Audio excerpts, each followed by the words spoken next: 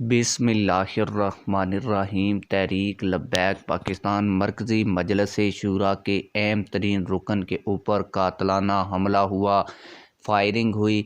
इसके अलावा तहरीक लब्बैक पाकिस्तान सूबा सिंध के नाज़िम आला भी उनके साथ थे। उनके साथ ज़िला हैदराबाद के कई अरकान और कई कायदीन भी मौजूद थे, जिनके ऊपर ये फायरिंग हुई, कातलाना हमला हुआ।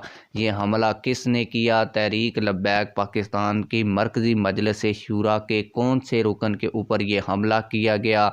आज की इस वीडियो में इस वाक़े से मुतल्लक़ आप लोगों को मुकम्मल तफसील दूँगा और मुकम्मल बताऊँगा कि ये वाक़या कैसे पेश आया। लेकिन वीडियो शुरू करने से पहले आप लोगों से यही गुजारिश है कि वीडियो को लाइक कर दें, चैनल को सब्सक्राइब कर दें, ताकि हमारी हर नई आने वाली वीडियो का नोटिफिकेशन आप लोगों को बर वक्त मिलता रहे।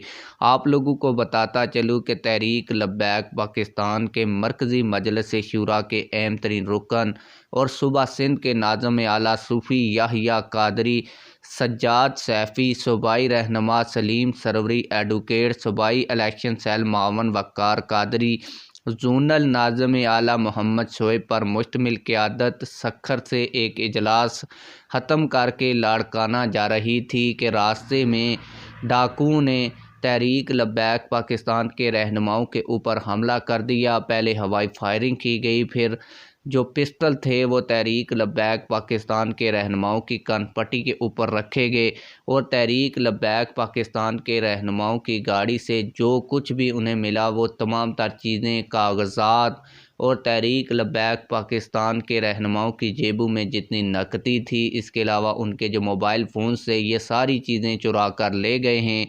तहरीक लब्बैक पाकिस्तान की जो क़यादत है इस वक्त गुलाम शाह थाने शिकारपुर में मौजूद थी जब ये खबर हमारे पास पहुंची, और इस खबर की अब हमने तस्दीक भी कर ली है। वाकई ये वाक़या पेश आया है और तहरीक लब्बैक पाकिस्तान के रहनुमाओं से तमाम तर चीज़ें छीन ली गई हैं।